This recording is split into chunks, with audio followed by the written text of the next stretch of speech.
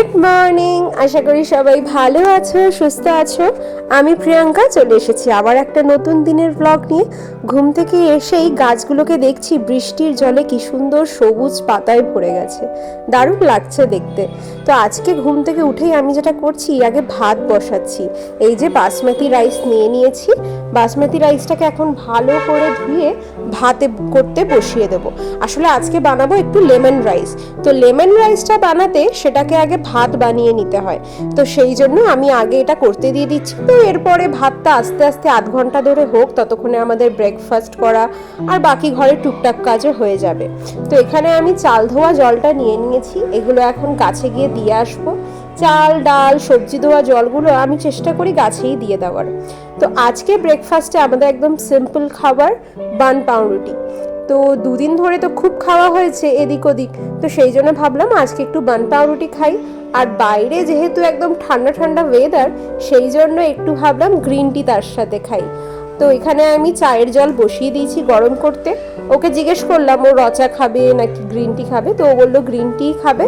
তো সেই জন্য এটাই আজকে আমাদের ব্রেকফাস্ট। আর এখানে ভাতটাও আস্তে আস্তে হচ্ছে, এটা এখন হোক, ততক্ষণে চলো আমরা ব্রেকফাস্টটা সেরে আসি। আসলে আজ তো সানডে, কাল থেকে আবার কাজের শুরু, নতুন আবার একটা সপ্তাহের শুরু। তাই জন্য ভাবলাম একটু অন্যরকম কিছু বানাই। তো পেপার চিকেনটা তো করেই গেছিলাম, পেপার চিকেনটা রয়েছে, তাই জন্য তার সাথে সাদা ভাতটা ঠিক ভালো লাগবে না। সেই জন্যই আজকে লেমন রাইসটা বানানো, আর এটা অনেক কম সময়ও লাগে, তাই জন্য ভাবলাম এটাই করি। আর খেতে বসে এখন আমরা একটু খবর দেখছি, রেমাল যে ঝড়টা আসছে সেটাতে কলকাতার বা দীঘার এই সব জায়গাগুলোর কি অবস্থা, সেইগুলোই বসে বসে এখন একটু খেতে খেতে দেখে নিচ্ছি।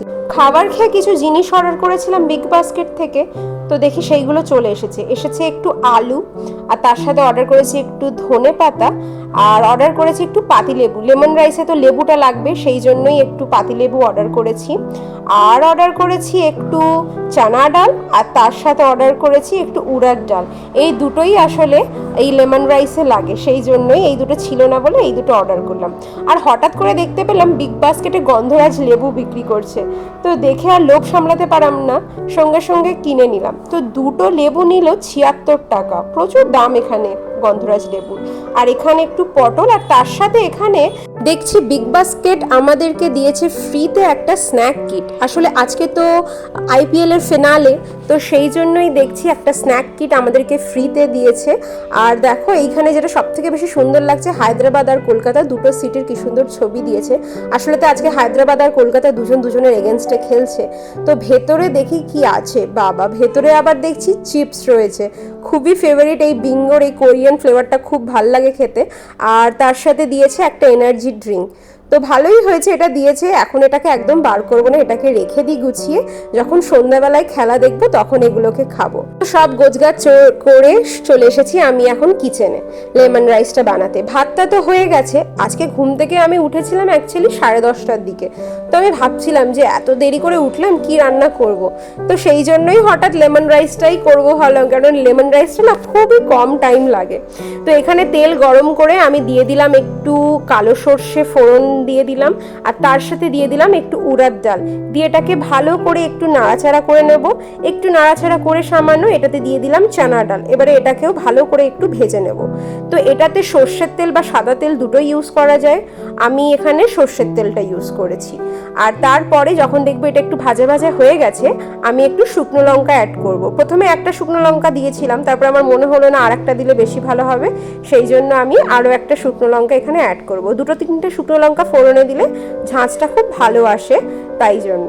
তো এখানে আমার মোটামুটি এটা ভাজা ভাজা হয়ে গেছে। এবারে যেটা আমি করব, এইটার খুব মেন একটা ইনগ্রিডিয়েন্ট লেমন রাইসের, সেটা হচ্ছে বাদাম।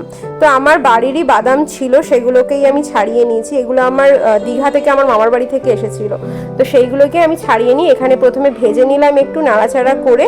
তারপরে আমি এটাতে যেটা অ্যাড করব সেটা হচ্ছে কারি পাতা। আমার বাড়িতে কারি পাতা সবসময়ই আমি স্টোর করে রাখি, তো সেটাই দিয়ে দিলাম। এবারে এগুলোকে ভালো করে যখন দেখছি একটু ভাজা ভাজা হয়ে গেছে, তখন এটাতে দিতে হবে আদা কুচি। কিন্তু আমার আদা কুচিটা ঠিক ভালো লাগে না, মনে হয় যেন মুখে লাগে, সেই জন্য আমি আদা এখানে থেতো করে দিয়ে দিয়েছি। এবারে ভালো করে মিক্স করে আমি এটাতে দিয়ে দিলাম কাঁচা লঙ্কা কুচি। কাঁচা লঙ্কা কুচি করে দিলেই বেশি ভালো লাগবে, আদারওয়াইজ কারো যদি মনে হয় সে পেস্ট করেও দিতে পারে। আর দিয়ে দিলাম হলুদ গুঁড়ো। এবারে ভালো করে মশলাটাকে মিক্স করে নেব। যখন দেখছি মশলা পুরো মিক্স করা হয়ে গেছে তখন আগে থেকে রান্না করে রাখা ভাত এবারে আমি এটার সাথে দিয়ে দেব। এবারে এটাতে দিয়ে এবারে আমি এটাকে ভালো করে আমি দুটো হাতা দিয়ে এখানে মিক্স করছি যাতে মিক্স করতে একটু ইজি হয়। তো এই দেখো এরকমভাবে মিক্স যখন করব তখন পরিমাণ মতো আমি একটু নুনটাও ছড়িয়ে দিয়েছি, যাতে নুনের পরিমাণ ভাতের পরিমাণ বুঝে নুনটা দিয়ে দিতে হবে। দেখো কালারটা কি সুন্দর, একটা পাতিলেবুর কালার যেটা হয় গায়ের রং, সেই রকম একটা কালার এসছে। এইবারে লাস্টে এটা করছি আমি এখানে লেবুর রস ছড়িয়ে দিচ্ছি। একটা গোটা লেবু নিয়ে নিয়েছি, তো আমি যেহেতু মিক্স করছি সেই জন্য আমি এখানে ওকে বলেছি, ও এখানে আমাকে লেবুর রসটা দিয়ে দিচ্ছে, মিক্স করে দিচ্ছে। তো একটা গোটা লেবুর রস দিলেই বেশি ভালো, কেননা যেহেতু লেমন রাইস লেবুর ফ্লেভারটা থাকতে হবে, তাই জন্য আমি একটা গোটা লেবু নিচ্ছি, কেননা খাবার সময় আমি এমনিও লেবু কেটে দেবো, তো সেটা অ্যাডজাস্ট হয়ে যায়। তো এখানে সব কিছু শেষে আমি লাস্টে ধনেপাতা কুচি ছড়িয়ে দিলাম। এবারে আমি গ্যাসটা অফ করে 5 মিনিট রেস্টিং মোডে রেখে দেবো। এটাই হচ্ছে লেমন রাইস, পুরো ইজি একটা রেসিপি। আর এখন আমি এটাকে রেখে দিয়ে চলে গেছিলাম রাইস কুকারে এই কারণেই আমি ট্রান্সফার করে গেছিলাম যাতে এটা গরম থাকে। তো এখন স্নান করে চলে এসেছি, এখন বাজে 1:30। এবার হচ্ছে আসল ট্রুথ মোমেন্ট, কি কেমন হয়েছে রেজাল্ট টাইম। এই দেখো আমি ভাতটা একবার বার করে দেখে নিলাম, পুরো ঝরঝরে হয়েছে, কোনো স্টিকিনেস নেই, একদম ঝরঝরে হয়েছে। তো এর সাথে যে লেবুটা আমি কাটবো, আমি ভাবলাম যখন গন্ধরাজ লেবু এনেছি তাহলে ওই গন্ধরাজ লেবুটাই কাটি, তো সেই জন্য আমি এখানে একটা গন্ধরাজ লেবু নিয়ে নিয়েছি, এটাই দুজন মিলে খাবো। আর তার সাথে তো পেপার চিকেনটা ছিলই, তো পেপার চিকেনও গরম করে নিয়েছি। তো আজকের আমাদের লাঞ্চের মেনু হচ্ছে রবিবার স্পেশাল লেমন রাইস, তার সাথে পেপার চিকেন। চলো এবারে টেস্ট করে দেখি যে আসলে কেমন হলো। চলো এবারে আসল ট্রুথ মোমেন্ট, যে দেখি এবারে কেমন হলো রেজাল্ট টাইম। দারুণ হয়েছে খেতে। যারা এখনো লেমন রাইস বাড়িতে বানাওনি ঝটপট বানিয়ে ফেলো, আর যারা বানিয়েছো তারা তো জানোই, বা যারা খেয়েছো তারাও জানো।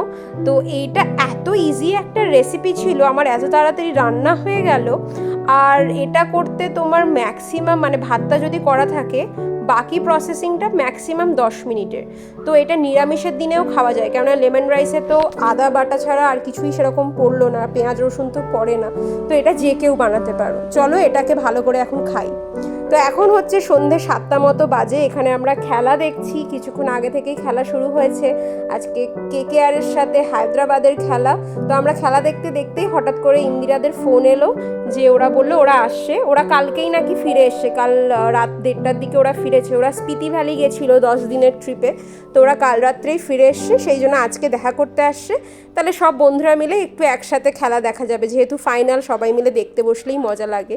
তো এখানে আমি একটু আইসক্রিম বার করেছি সবাইকে দেওয়ার জন্য, কিন্তু স্বাগতমকে দেবো না, কারণ ওর তো অলরেডি ঠান্ডা লেগেছে। ইন্দিরাও বললো খাবে না, কেন ও সবে সবে ঘুরে এসছে, তো শুধু হিমাদ্রি খাবে, সেই জন্য ওকে এখানে আইসক্রিমটা দিচ্ছি। আর আমিও আইসক্রিমটা খাবো না, কেননা বাইরে যা ঠান্ডা ঠান্ডা ওয়েদার, আবার আমারই না ঠান্ডা লেগে যায়, সেই জন্য আমিও খাচ্ছি না। এটা ম্যাঙ্গো কেশর পিস্তা ফ্লেভার, এটাই হিমাদ্রিকে দিচ্ছি।